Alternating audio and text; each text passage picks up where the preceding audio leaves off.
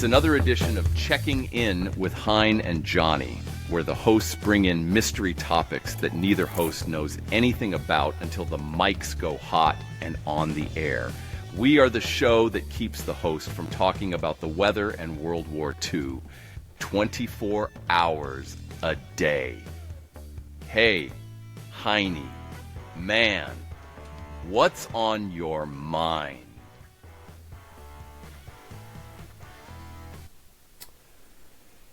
What's happening, Johnny? What is happening?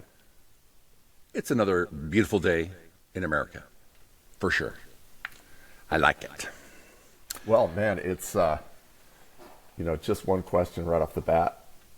This early in the show, I hate to go there, but who's doing your glam? Who's your glam? Who is your glam?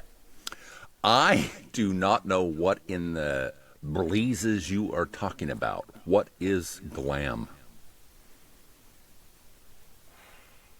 Well, maybe you should check in with Whitney Rose and Lisa Barlow and see what's going on there. You know who they are? I do not know. I hate to dive right into eye candy that quickly. Hold on. It's tough to just do that. Eye candy. We're in. So, obviously, you're not tuning into, as part of my more sensitive side. Of course, I'm watching Real Housewives of Salt Lake City. Oh. No. Which is a treat. They're always arguing about something which I can't ever follow. They'll have a big party and one of them will pipe up, hey, I've got a great idea for something fun to do at this party. It's a game. And the game we're playing today is, who is the biggest bitch? And then one of them will say, well, I think the biggest bitch is you, Lisa. And then they start in on it. What are you talking about? They have people who, before the show, do their glam. Their hair. And that person is called their glam. What? Hair, makeup. And they've got to do there's a lot of body tape in there. And personally, what's body tape? That's what keeps your plunging neckline. That's what prevents wardrobe malfunctions. Oh. Which it's not live show, so it's not like they're out at the Super Bowl and suddenly, whoa, it's all coming out. Oh. But it's certainly tempting, and after every episode, I just want to write a thank you note to the fine people at Dow Corning. Double-sided body tape is you big. Well, they're also the ones who aren't they the ones who produce those very impressive breast implants? Oh, the silicone. The relative of mine that you met way back that had an ambulance in his yard, and you go, hey, are you related to Grant? And I says, yeah, he's got an ambulance in his yard. Yep, he did those. He did everybody's. So he has a lot of those silicone implants in Salt Lake. So maybe I should direct my note over to him. I mean, I hate to talk about. You want to talk about an interesting guy? That guy. Well, let's hear it. Oh, his house is in this, on one of these back streets, covered in ivy. Over the windows, he has suits of armor in there and ancient weapons and every kind of book. And then there's the old cars. Morgan. He's in the Healy Club. He's a Morgan guy. He was also a purveyor of the famous Borg wards. I don't even know what that is. They were a German car, and if you talk about like some of the worst cars, their death was a car called the Goliath. It sounds which good. Was a little like economy sports model kind of thing. And I saw one of these in mint condition in a wrecking yard in Alamogordo, New Mexico, which is where I think people who were in the Air Force took their cars that they mistakenly bought to die. But it was a car show, that Wrecking Yard of freaky stuff. But Grant also, do you know that he did one of the iterations of the Eagle on the Eagle Gate? Yeah. Oh yeah. And he believed that a plastic surgeon should also have a heavy background in art. And why not? Based on what I'm seeing on Real Housewives of Salt Lake City, I agree. You're 2 thumbs up on the art. Absolutely. Yeah. My mom will refer to fruit, 2 tiny raisins for all of my life. And then suddenly, in her 60s, she suddenly had bodaciousness installed by Grant. So she floated really? better in the pool. Yeah, as she just said, well, some people just don't want to have tiny raisins their whole life. I feel better.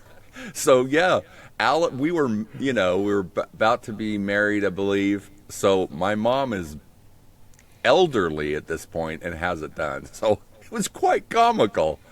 We used it as the butt of jokes for many, many, many years before she died, because we're just that kind of family. Anyway. Your mom is a there you scream. go. This is our Ancestry.com edition. Salt Lake City edition. Yeah, so we do applaud artists that, Grant, is his son is our age. We would bump into him at dances and football games, and yeah. I think he does, he is a sculptor as well, right? Yep. And I think if you go to downtown Salt Lake, he did the statue of Vasilios Priskos. That sounds fantastic. What is that? This is our literary show. Do you remember Vasilios Priskos from Bill Priskos from high school? No. Oh, he sadly has passed away. He got cancer a few years ago and sadly passed away. But the dirt on him is in, I think, the 8th grade in Churchill Junior High School. You, of course, went to Wasatch. Rebel. He performed a rousing version of Dust in the Wind at the class assembly. Oh, nice. which made him famous throughout the school. And he was a very nice guy. We of course tortured him relentlessly. I didn't, but others did, about Dust in the Wind. Eventually, he got over it, and I had a lot of classes with him. Like drafting classes. He was in there. He's a good guy. And so Henry, you would say that because you are the moral backbone of this show. If we were deciding who's the worst bitch on this show, it's definitely me. I make fun of my dead mom with her plastic boobs. And you say nice things about dead people. I'm like, cancer. Oh, well. What he did, he became very involved in, I guess, the kind of downtown development in Salt Lake City. Oh. Enough so that they erected a statue in his memory. And I don't know exactly what he was doing down there, but apparently good things for the city of Salt Lake. So he wasn't he wasn't being a bitch. No, he wasn't. He wasn't. It was a big loss. So, but yeah, he was. If I'm talking about you on the show, hopefully it's all good things. And the opposite for me. If I'm talking about you, hopefully I'm apologizing next week because your family is mad at me. So, the next part of the show has been a mystery in the podcast studio for 3 weeks. So every day about 4 o'clock, 5 o'clock, I hear this. So I am asking everybody in the universe, including Indonesia and Russia, where our viewership goes, what this sound is. My wife says I have rats in the podcast studio. My sister-in-law thinks it's a chipmunk. And so that's it. That's the mystery. We want to know because something's in there. Something's in it. I thought it was something else, maybe outside, like a bird was caught under the door or something. It is not. The mystery is that sound, and we need your help. And, oh, that should be ear candy, because I've been listening to it, and I've been waiting for a snake to bite me on the arm while I'm working. I should turn. Let me turn to why it's odd. Here, I probably can just turn the whole setup so you can see. This might, we want to have, I know, next to my... All this time, I thought you were in the islands. You're not... Barbados or Aruba or Jamaica. You don't where have... I want to take you. Baby, yeah, so that's the sound. So do you have a... Do you figure chipmunk? I mean, what are you thinking? Somebody said locust, a cricket, maybe? I'm thinking... I think it possibly could be a... perhaps an undead baby vampire that's trying to crawl out of the walls and attack your throat. So I think you might think about some turtlenecks or something for the next one. I've kind of got the false turtleneck. It might work. Garlic and my false turtle. I mentioned to my sister-in-law about your obsession with Dracula movies, and we had a laugh because she said, well, what were you talking about? And I said, well, there's the Detmer show from a couple of years ago about him on the Love Boat. And I said, like there's one line in the book about him being on the boat, and they made a full 2-hour movie about it.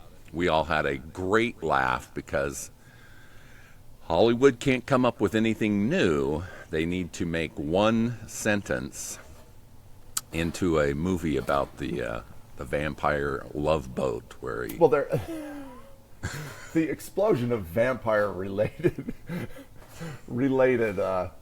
film and hubbub. I mean, that boat ride across, which in the original Bela Lugosi version is a quick little sniglet of the 2 hours. 2 hours on the new one. Well, have you seen the Netflix series Dracula? Ooh, no, I don't think so. The good?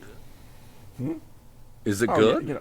Yeah, Dr. Van Helsing is oddly a nun. He travels, of course, Dracula's been alive forever. Yes. Since he was Vlad the Impaler in Transylvania in the 1400s and made his deal with the devil, he travels forward to modern times where he is still pursued. And I'm nearing the end of it, so I can't even spoil the whole series for you. But you like it, yeah. I'm still up watching it. Yeah, Chris is horrified for it because it's there's lots of ugly demons and decomposing bodies, and one minute they look good, one minute they look bad. That seems to be a recurring theme. Nice. The boat ride is featured heavily in the movie. Of course, Bert Convy isn't there, or Connie Stevens on the Love Boat. Who else was on the Love Boat?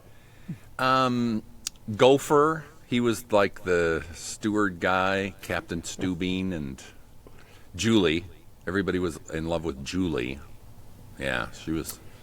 I almost made it through one episode of the Love Boat, but I couldn't do it. Love Boat. No, that was shoot. There's some followers, man. Oh yeah, I'll bet. So if you were the modern day Dracula, how would you effectively dispose of the body, Henry? How would you effectively, to not get caught, how would you dispose of the body?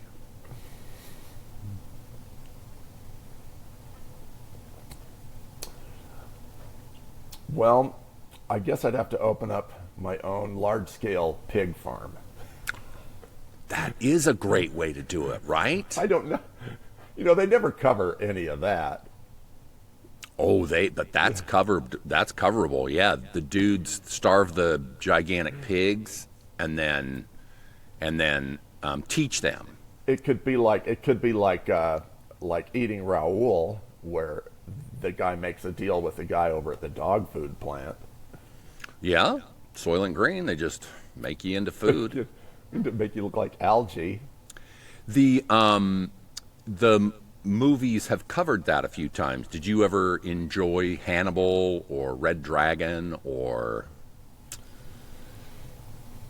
the classic? I kind of stopped with my Hannibal Lecter at the original, you know. Yeah, Jodie Foster.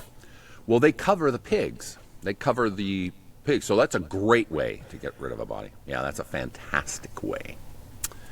Fantastic way. I was telling you about the exciting book narration.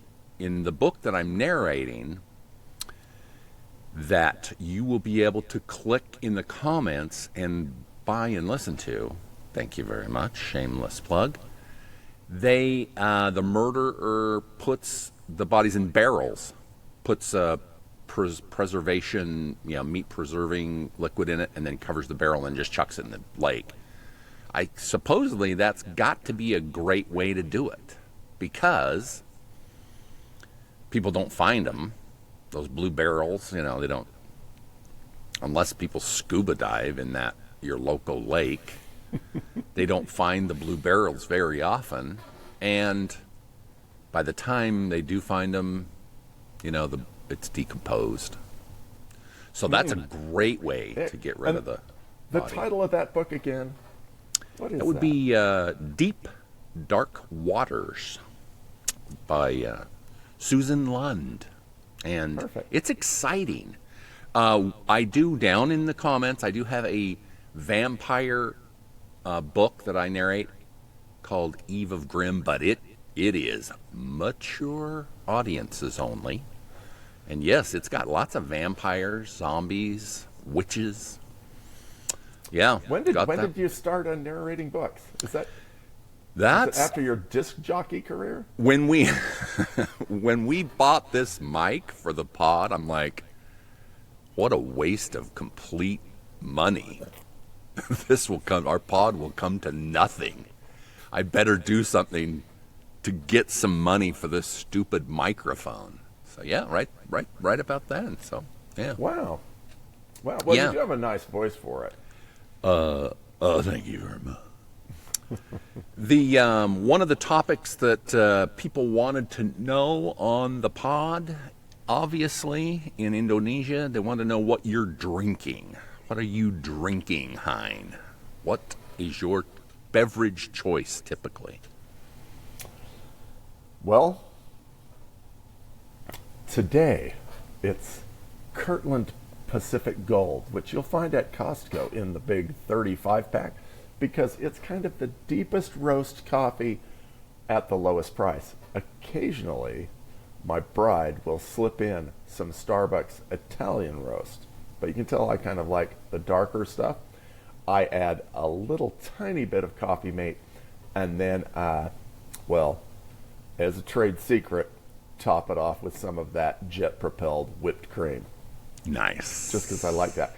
And I lick most of it out of my mustache before, I go out. My glam people will take care of it. My glam takes people care of it. Squeegee the cream out of the mustache. Use a rake. My obsession with beverages has started with SodaStream, where you carbonate your own stuff. So I buy Mountain Dew Zero SodaStream juice, so it's thick and rich. and full of caffeine. And then... Is that fully... are you drinking it full strength with all the sugar in it? No, it's Mountain Dew as... The zero. You're so or naive. I don't know about glam, but it's the zero sugar part. Zero sugar. Yeah, gotcha. Got it. It's a body part chemical eating chemicals that give it the sweetness. So I would rather not have the sugar because no sugar for me. Give me radiator water for the sweetness. Give me and a freeze. I'm fine with that. I'll let it eat my body parts, no problem, Heine.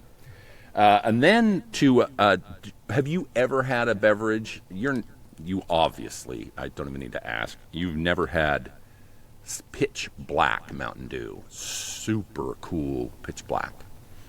Well, in order to create pitch black Mountain Dew, I then soda stream, carbonate the water, throw in Diet Mountain Dew Zero syrup, and then supercharge with caffeinated Crystal Light. Be careful, it's got a jolt. And then it makes up a delightful pitch black imitation with no sugar. So pitch black they only bring it out every once in a while. It's only at like Speedway. They only have it for like a month. Wow. Yeah, a limited edition. It's always limited edition. It's packed with sugar and caffeine, so it's delish. And that's what I imitate. I try and create that imitation sugar-free. So if you did wonder, that was it. Thanks for sharing that. That makes my coffee concoction seem rather light and airy. And I'm so cheap. They have SodaStream bottles that are expensive. They're, $25 to fill with just a tiny bit of CO2. So I have gone to the medical supply store and bought a medical supply tank and jerry-rigged it up so that I can have cheap gas for myself. So anyway, was there anybody in your family that had an aluminum foil drawer where you couldn't throw away the aluminum foil, but you had to save it? If you used one, you put it back in the drawer. Is anybody like that in your family? No, thankfully we dodged that bullet. Yeah, how about the paper bags, the grocery bags? Do you guys save the paper grocery bags? We did, yeah, for sure. So those were our garbage bags. What Right. fun is taking out the trash if the bottom of the bag isn't drop juicy out and halfway moist to the can? And you get eggs. You get the juicy eggshells on the hands. The old cat food, whatever it is. Whatever's going to rain out, blueberry mix. Unused strawberry bits. Yeah, we were that way. We definitely, plastic bags. We had a plastic bag drawer, aluminum foil drawer, paper bag drawer. Yeah, always did that. That was quite common in our house. We had lots of kids, and nobody cleaned. Was there anybody in your family that did not clean? Rather than clean a counter, they would just brush it around with their hands, so it was just filth, but it didn't show as much. Yeah, I think it was me. That would be me as well. Everybody else in the family was cleaning everything. You go over to their houses, they're all spotless. I don't know that, but yeah, they're. I've failed in that department. Me too. There's clutter is a problem. I would say I am also that way. So Crystal Britt, the podcast of Time to Lean, they've had a supposition. They want to know why it is that men can just walk past the filth day after day and then end up getting divorced because their spouses are so mad that their filth is just sitting there and never gets cleaned. Well, and they said it's from birth, Really, the challenge of that whole supposition, if you will, is, finding a woman who's happy to walk past it too. If you do that, then you have the perfect relationship. There's It's no like, problem. No divorce. Yeah. Yeah. We don't mind the filth. They've decided that it's because we get programmed when we're young that the boys just don't have to do very much, and then when they use the excuse later, they don't see it the same. They don't. It doesn't bother them as much. I have the answer for the Time to Lean podcast. Here it is.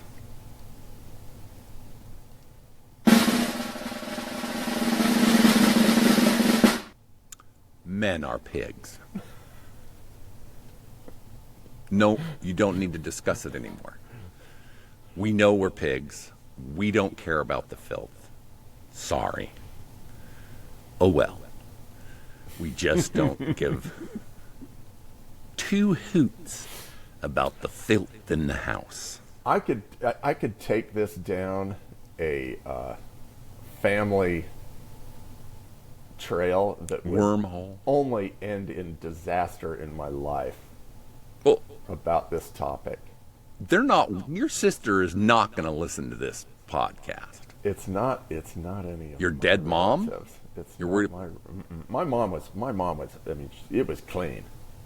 That's, Okay. I grew up in, my mom was the ultimate homemaker and mother. But, See how nice you are? Everybody that's dead, you talk so nice about them. They're dead. As far as I'm going to screw them. no, it's called, I think it's a commandment, Johnny. It's, there's honor somebody, Oh, one God, thou shalt not kill, honor your parents. I think that's one of them. wouldn't know. So you're not going to throw anybody under the bus, huh? You're just not going to go down it. No, because the people are still alive.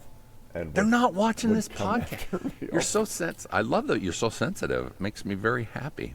What has now that we've done this for a few months, what has surprised you most about the podcast? I mean, what surprised you? We've done this. You're now a podcast superstar. Anything that surprised you that you didn't think about, or? I'm surprised at how easy it is for me to get ready for it and get ready to go. I have my glam people, and poof, here it is. There it is. Debbie's done. I know nothing about podcasting until this, and so you're doing all this other stuff that's behind the scene. I hope you enjoy that, because so I don't know if I'm nobody's oddly, no, I haven't gotten, like, did you ever see Flight of the Conchords where they have the one fan, Mel? She hasn't appeared. You gave me the DVDs, and I did it. Oh, did I? Yeah, that was a good move on mine. Yeah, it was a perfect gift. Yeah. Yeah. I couldn't get enough of that show. Fantastic show. Yeah. He does, and now, New Zealand is red hot. Red hot. Like vampires are red hot. New Zealand is red hot. They are in everything. New Zealand is in Star Wars. It's in, every character in Star Wars is from New Zealand. Well, they did all the Lord of the Rings was all shot there. Tiki Watiti, he is in everything. He does a great show, Time Bandits. Really funny. Time Bandits is hilarious. It's kind of a remake. It's a series of the movie Time Bandits, and super funny. And if you're a fan of the TV show Friends, you will also like it. You will like this because it's got Friends all over it. Super funny. Anyway, so New Zealand is red hot. One thing that did surprise me, we have talked about it several times. I just assumed our spouses would listen to this begrudgingly, and then we would listen. So we'd have 4 listeners. That, it surprises me that we have thousands of listeners. That is a huge surprise for me, because that did not occur to me that it would be of any popularity. And so that does surprise me. One thing that they love, they love the fact that we complain about Snoopy, Lucy, Sally, and Charlie Brown. We complained about how cruel Lucy was. So let me preface this as it was our most popular episode. It's, of course, in the Peanut specials where Lucy, well, if you had a psychiatrist, let's say Hein started to hate his inner self, and he went to a psychiatrist, paid him $190 an hour, and then they invited you to take care of their foundation's Christmas dance. They brought you in and said, why don't you direct the entertainment? And then they yelled at you for being an idiot. But this is your psychiatrist, and you've paid them. And then they take you to a sporting event and publicly humiliate you in front of other people. That's bloomin' Lucy. She's not a good psychiatrist. 5 cents, that's not a good investment, Charlie Brown. Don't do that. So after going to this person, I assumed they'd be making my feet feel better, right? I have some corns and bunions that they do bug me. And one foot always feels like there's a sock rolled under it. So I would seek professional help. I would from be Lucy. there. And that, well, no, the psychiatrist. And then I thought you meant podiatrist. Oh, is that what it is? I believe the doctors have been mixed up. I believe there's a fundamental problem in the whole premise of your argument. I'm going for help on my feet, and I'm somehow getting yelled at by a woman again. At a football game.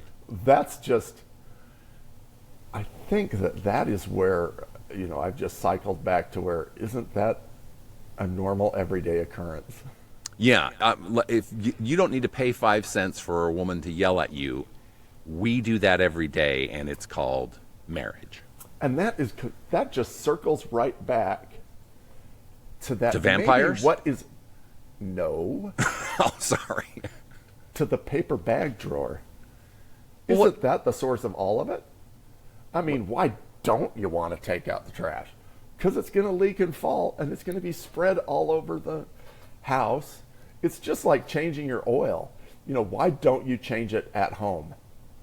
Because I will spread out, a mat underneath the car. I'll have 3 buckets, a tray, trying to catch that oil.